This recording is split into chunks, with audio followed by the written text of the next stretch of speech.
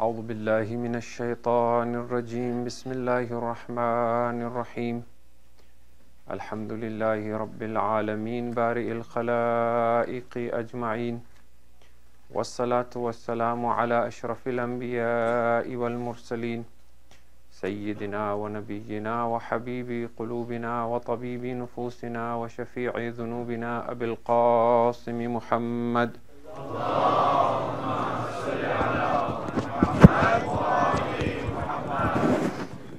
ثم الصلاة والسلام على آل بيته الطيبين الطاهرين المظلومين ولعنة الله على أعدائهم أجمعين من يوم عداوتهم إلى يوم الدين.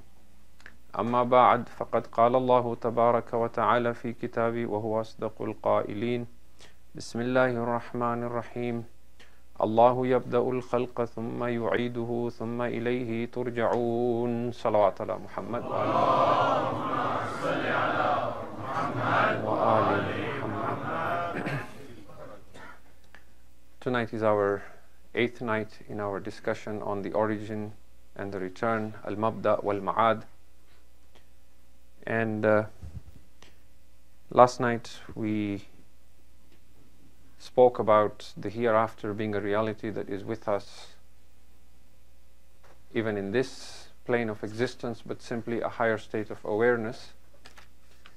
And tonight what I would like to begin with is something that I hadn't completed last night, and I had said there were some interesting points I wanted to share, but due to the lack of time, so I want to complete those inshallah before we come to a different discussion within this broader theme.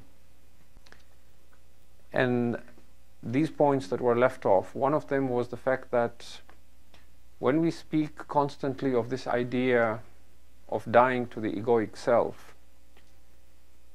or annihilating the false sense of I and allowing ourselves to see greater reality, or see ourselves at least not being a separate reality but being directly connected to Allah subhanahu wa ta'ala, this idea seems a little difficult to grasp and even objectionable for most of us, because we have lived all our lives accustomed to the opposite. But this idea will seem less unreal if we were for a moment to discuss the background that the Quran provides us with regards to the first human being, Nabi Adam alayhi salam, and how he came to earth, or what is commonly referred to as the fall of Adam. The question we ask is, what was it that made Adam alayhi salam and his wife Hawa fall from the garden and come to the earth? Was it simply eating from a tree? Could eating a fruit have been so bad that he had to be thrown out of paradise and sent to the earth? When we go beyond the literal meaning of the verses of Quran and Hadith, and we start looking at the esoteric or hidden meaning of this, and we particularly ask the scholars of Irfan, what they tell us is that tree, which is sometimes referred to as the tree of knowledge, was actually a tree of self-awareness. And that prior to eating of this fruit, Adam and Hawa alayhim as-salam were completely in a state of God consciousness. Everything they knew and understood was a direct experience. It was through what we call the ilm al-huduri. And what shaitan essentially did was suggest to them to look away from God and look at other than God. And in order for them to do that, he tempted them to eat from this tree that brought about self-awareness. The reason they did that is because prior to eating from that, they did not have self-awareness. There was no sense of I. There was no self-consciousness. There was a complete immersion of God consciousness. And thus formed the ego. Now, this was not a sin, and of course the whole idea of tarkul awla and sin and so on is a separate discussion. The Christians believe that every human being is born in sin. And they say this sin is the sin of Adam, when he disobeyed God and ate from the tree. We as the children of Adam inherited that sin. And the only way to redeem ourselves is to be reborn through a process of baptism, in which you accept Jesus as your Savior and so on and so forth. Now, Islam obviously denies that in its literal sense. The idea that everyone is born in sin because Adam ate or disobeyed God. Because that would not be fair and just, that I should be born in sin for something that the first human being did. However, if you think about it from a mystical perspective, there is something else that was said that perhaps got misinterpreted to this literal meaning. When we say that every human being is born in sin, that sin we are referring to is the formation of the ego, because that is what we inherited from Adam alayhi salam. That, we're told an incident, a very, interesting or humorous incident of a man who boasted in front of a mystic, an arif, and said to him, 30 or 40 years have passed and I have not committed a sin. To which the mystic said, the mere fact that you exist, that itself is your biggest sin. The fact that you stand and say, I have never committed a sin. That existence of that I have never committed a sin, that you take credit for it yourself, your existence is a sin. And from this then we begin to understand other ahadith, such as, for example, the saying of Rasulullah sallallahu alayhi wa alihi wa sallam,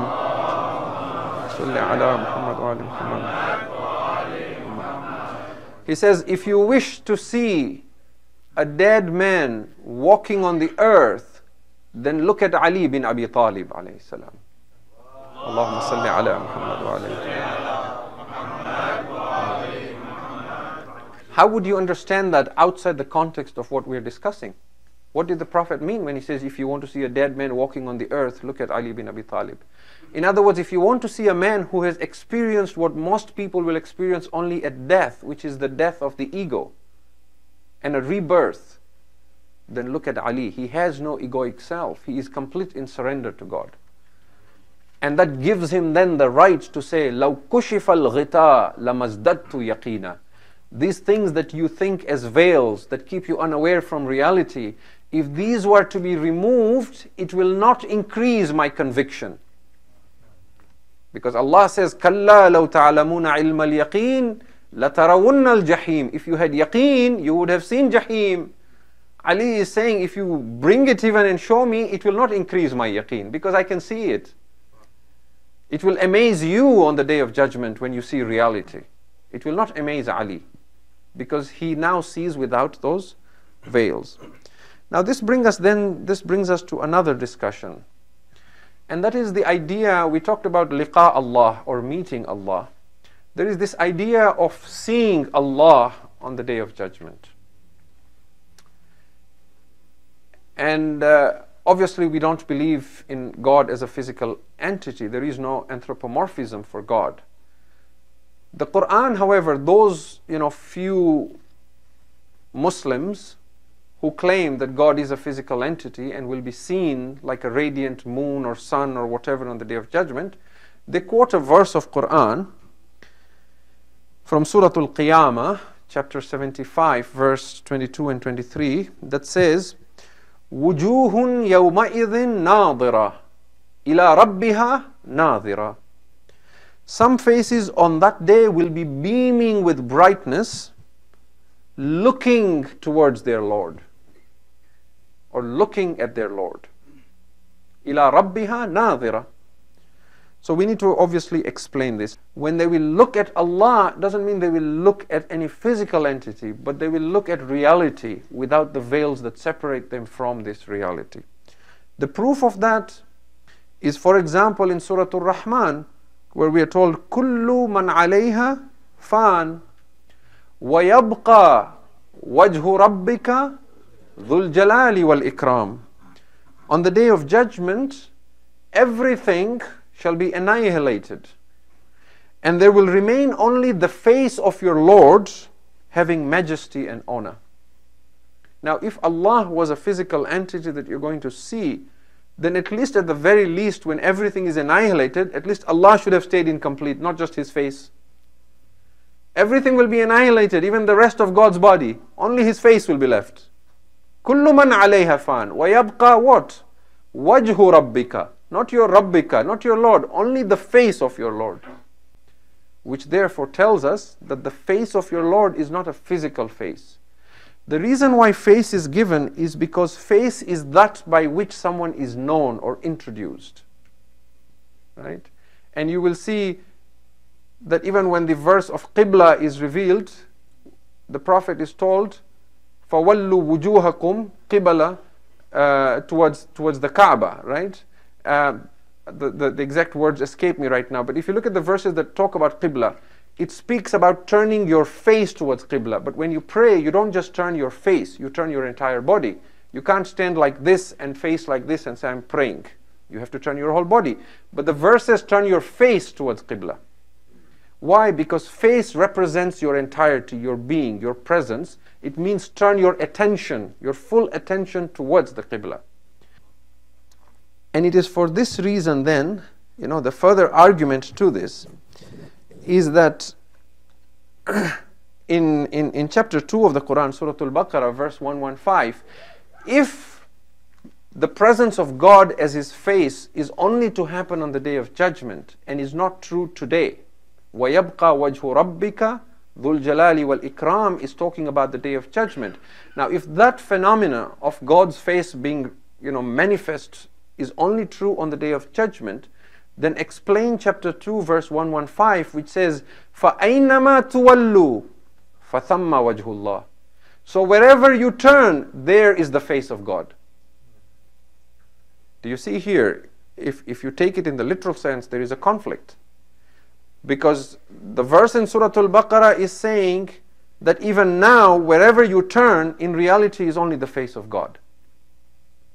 And the verse from Surah Al-Rahman is saying, on the Day of Judgment, everything else will be annihilated and only the face of God will remain. So will the face of God remain then or now? Both is true. It is the only thing now, but you are unaware of it. In reality, wherever you turn, it is there. Which is why Imam Ali alayhi salam says that whatever I see before Allahumma salli ala Muhammad wa ali Muhammad, I see God before everything, after everything, with everything. But it is mentioned specifically on the Day of Judgment because on that day it becomes manifest and clear to one and all. So when Islam encourages us to practice spirituality and to practice zuhud and not to immerse ourselves in materialism, the idea behind weakening our physical involvement with the world and identification with the world is to turn us away just as Adam then turned away and came back to his Lord, and to sharpen our hearts or our spiritual antenna, if you like, so that we are now able to pick up signals from a higher realm of spirituality. When we do that, we begin to see our connection to Allah subhanahu wa ta'ala. When we see our connection to Allah subhanahu wa ta'ala, we realize our dependency on Him. When we realize our dependency on Him, we realize how poor and in need we are of Him. When we realize how poor and in need we are on Him, we begin to rely on Him and Him alone. When we rely on Him and Him alone, then our pride begins to vanish. When our pride begins to vanish, then our ego disappears. When our ego disappears, then we surrender and submit ourselves to Allah. When we submit and surrender ourselves to Allah, then we are in a state of peace and tranquility. And when we are in a state of peace and tranquility, then we are in Jannah. Salawat ala Muhammad wa ali Muhammad.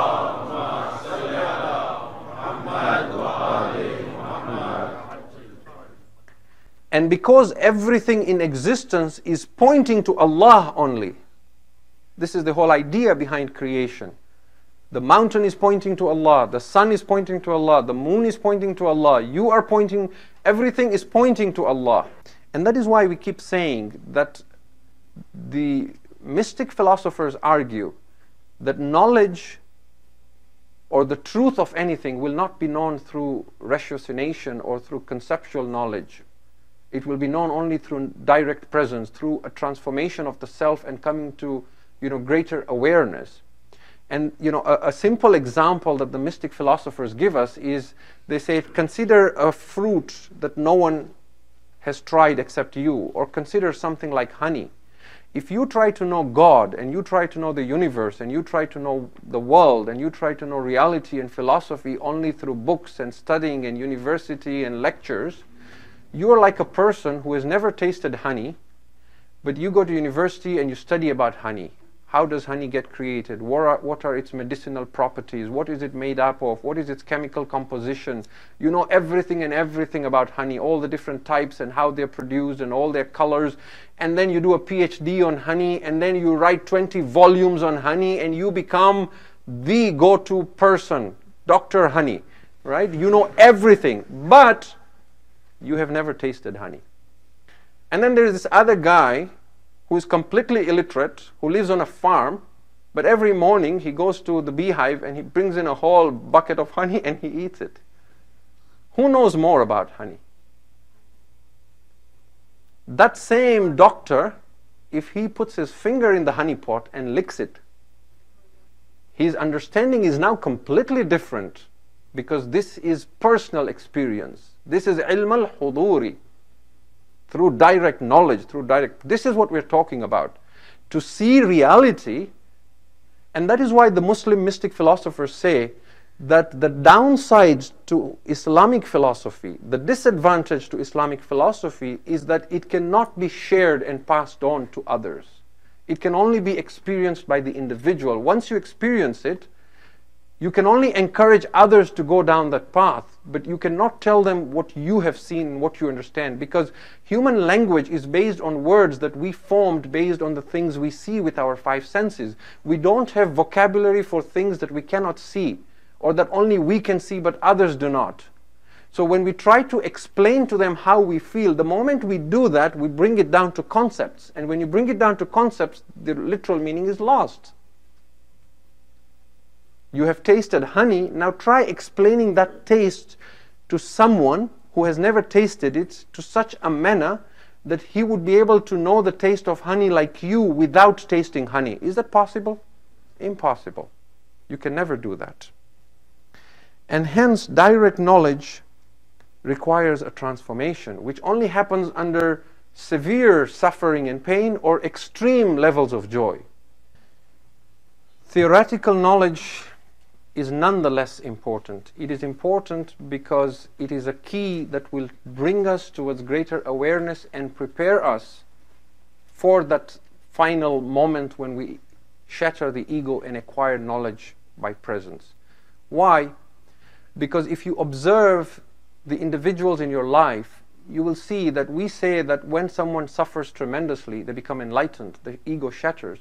We know of so many people who have suffered tremendously, but they have not become enlightened. We say that when you practice spirituality, you come towards enlightenment. We know so many individuals who practice a lot of spirituality. How many individuals do you know who regularly pray Salatul Layl, who fast all the time, who recite lots of Quran and Dua, and they've been doing it for years? Do they become enlightened? Now, there are other factors that inshallah I will talk about on Monday night that also help us towards coming towards enlightenment.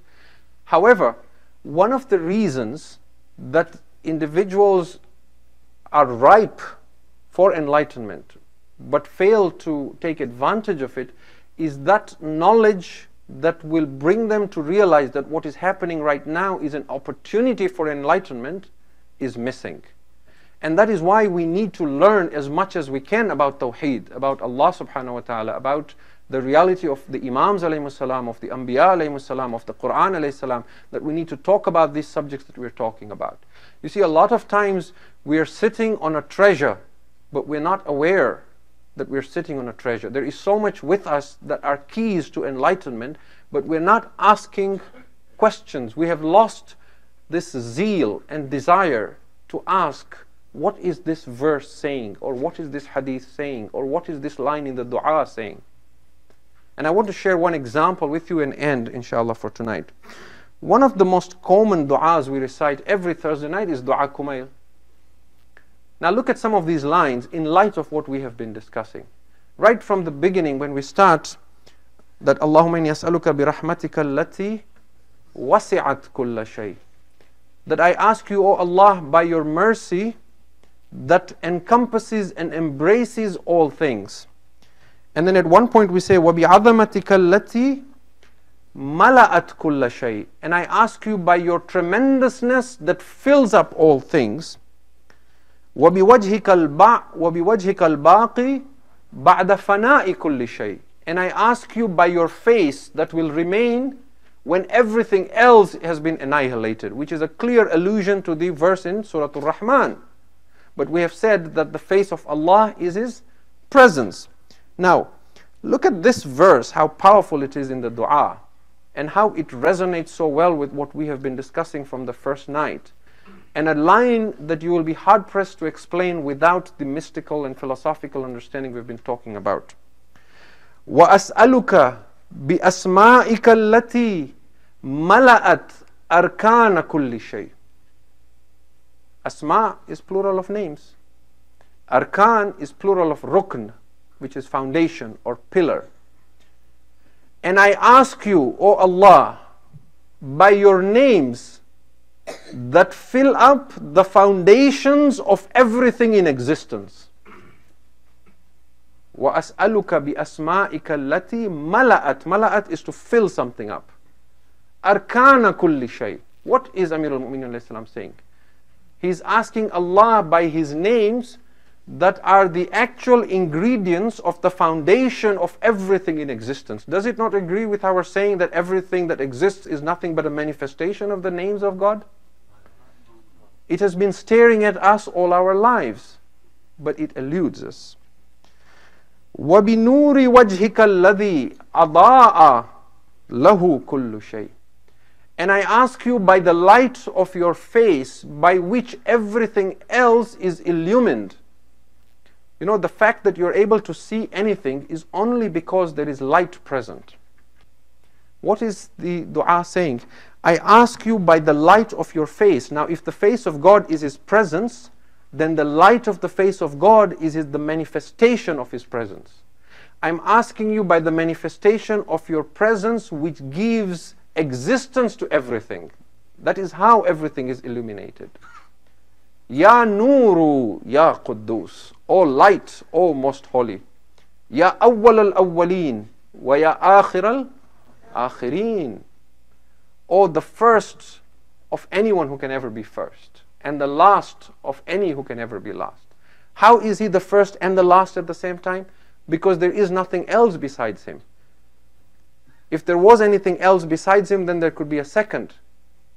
But there is nothing to compare to Him. That is why He is the first before everything. But He's also the last, because there is nothing else that can come after Him in its absolute independent reality.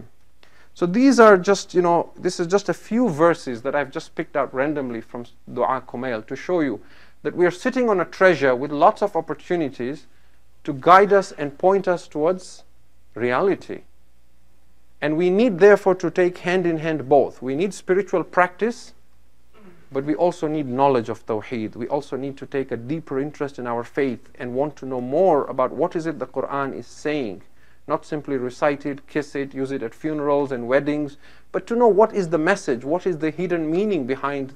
If this is divine revelation, if this book are words, if Muhammad sallallahu alayhi wa alihi wa sallam, Allahumma salli ala Muhammad wa ala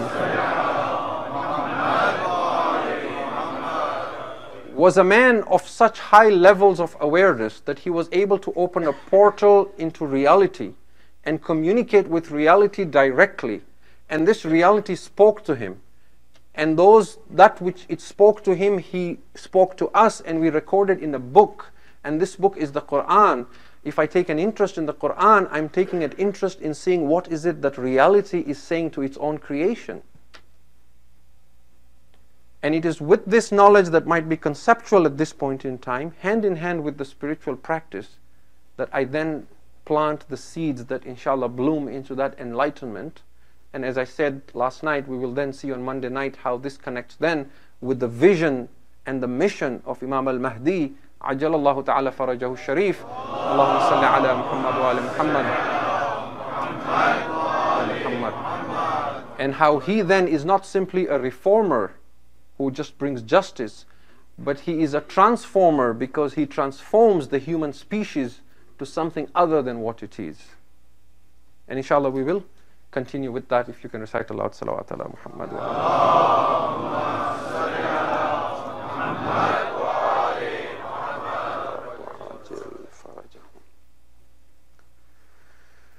Tonight is the 8th night of Muharram, and we're drawing close to the day of Ashura. We have gathered tonight to remember a magnificent personality. I, as a speaker and someone with first-hand experience in reciting the majlis of Muharram, the majalis of Muharram, and the aza of the Ahlul Bayt alayhimus salam, I can tell you from first-hand experience that just as it is impossible to recite the fada'il of Amir al-Mu'mineen and do justice to it, it is impossible to recite the masa'ib of Abu al-Fadl al-Abbas and do justice to it. He is such a tremendous and magnificent personality amongst the Ahlul Bayt alayhimus salam that anyone who recites his masa'ib, his greatest concern is, how do I even begin to talk about Abbas and to describe the man?